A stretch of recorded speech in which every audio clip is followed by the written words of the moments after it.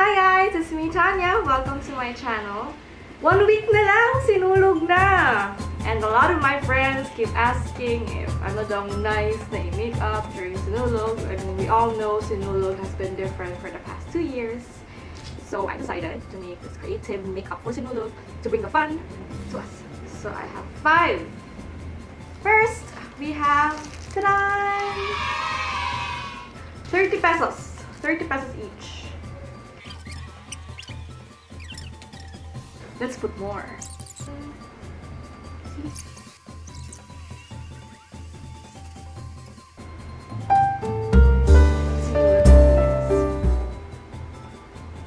So that's number 1, and we're going to number 2.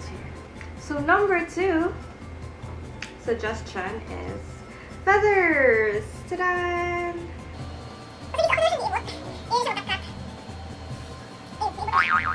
Dati kasi nauso yung headdress and wala naman yung street party.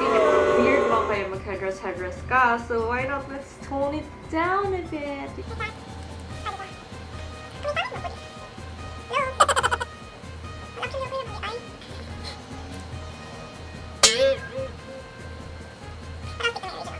So I have this. I don't know if it works. Let's see if it works. It's actually the adhesive lash glue from Miniso. 99 pesos. It actually sticks. So there. It's basically that's it. Or if you know like any other place na parang cute na hindi ko naisip. So it's actually nicer if you can find like a smaller colored feathers, but I think it's quite cute. For the third one, this one! Sequins. Sequins may mga ganito. Sequins. 20 pesos each.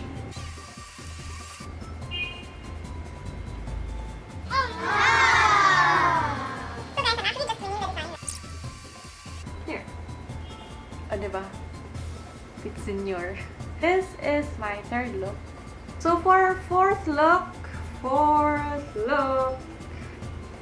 weird glue. So this is actually so simple, and you can bring this Sinulog site. How much? One is 50 pesos. Let's start. Hopefully, hindi naman kayo allergic.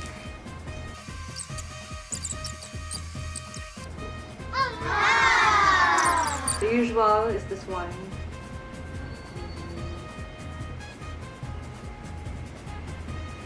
Whiskers on your face. Yeah. So this is my fourth look, glitter glue. Just let it wait out a bit. Okay, murag masak pa siya. This one is the now. Off to the 5th look. So for the 5th, poster paint! Ito ang salarin why people are actually colorful and dirty on Sinulog. One bottle costs like 23 or 32, depende sa brand.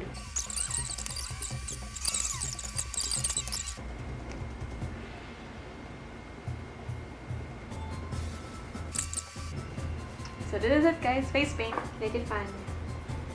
So guys, I hope that you had fun on my 5 ways on how to be fun in Sinulog using face makeup. I'll see you on the streets. It's in your